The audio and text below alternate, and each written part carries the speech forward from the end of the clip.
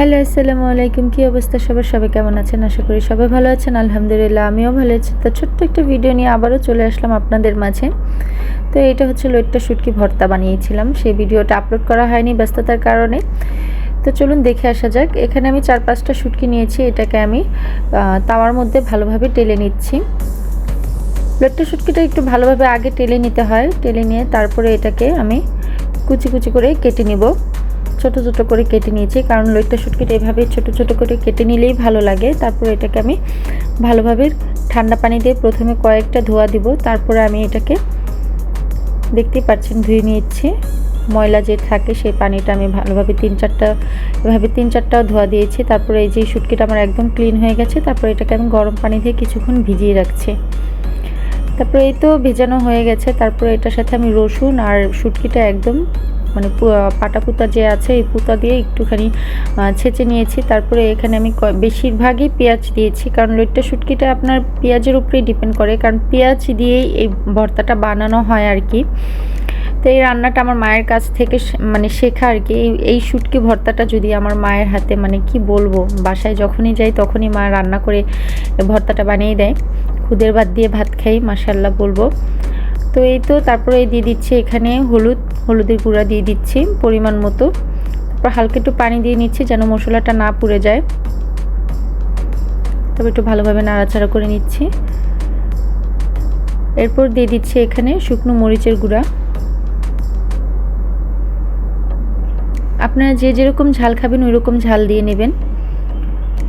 তা আমি একটু শুটকিতে একটু বেশি ঝালই খাই, এই শুটকিটা ঝাল না হলে ভালো লাগে না, তাই একটু ঝাল দিচ্ছি। আর 1 চামচের মতো এখানে ধনিয়ার গুঁড়া দিয়ে দিচ্ছি। তারপর এটাকে ভালোভাবে নেড়ে চেড়ে নিচ্ছি। এখানে কিন্তু আমি কোনো আদা রসুন বাটা ব্যবহার করব না। এটাকে আমি আরেকটু পানি দিয়ে ভালোভাবে কষিয়ে নিব। তারপর এখানে লবণ দিয়ে দিলাম পরিমাণ মতো।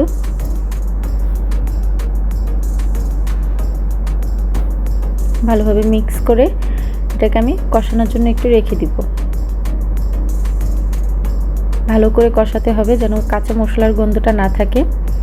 তো দেখতেই পাচ্ছেন আমার কষানোটা শেষ, তেলটা একদম উপরে চলে আসছে।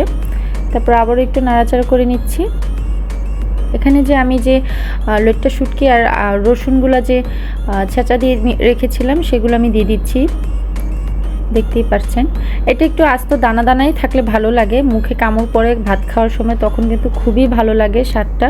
মানে এটা যে লইট্টা শুটকি রান্না করলাম এটা কিন্তু মানে এটা না হলে কিন্তু বোঝা যাবে না আর কি।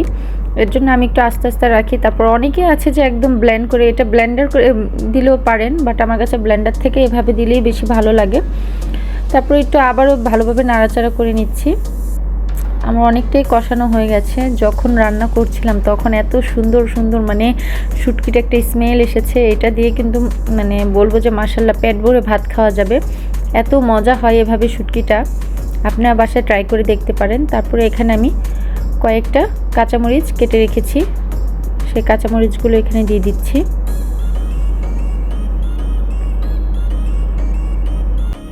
দিয়ে ভালোভাবে মিক্স করে নিলাম।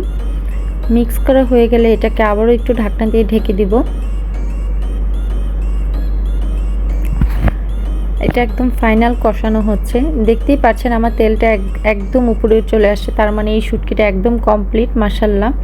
মানে দেখতে এতটা দারুণ হয়েছে, খেতে তার থেকেও বেশি মজা হয়েছে, বিশ্বাস করেন। আপনার মানে কি বলবো, বলার মতো কোনো ভাষাই খুঁজে পাচ্ছি না। আশা করি আপনাদের কাছে ভালো লাগবে।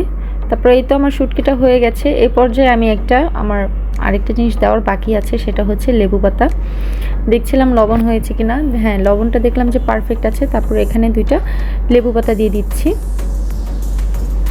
এটা সম্পূর্ণই অপশনাল, আপনারা যদি ইচ্ছে করে দিবেন, না দিলে নাই। কিন্তু এটা আমি সবসময় দেখে এসেছি যে আমার মা সবসময় শুটকি রান্না করলেই লেবু পাতা দেয়। লেবু পাতাটা দিলে কি হয়, একটা সুন্দর একটা লেবু একটা ফ্লেভার আসে আর কি, আমার কাছে খুব ভালো লাগে।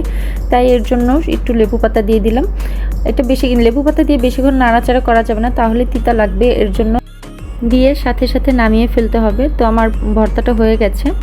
যদি ভালো লেগে থাকে অবশ্যই চ্যানেলটা সাবস্ক্রাইব করবেন। সবাই ভালো থাকবেন, সুস্থ থাকবেন, আমাদের কমেন্ট করে জানাবেন কেমন হয়েছে। তো আজকের ভিডিও এই পর্যন্তই। আল্লাহ হাফেজ।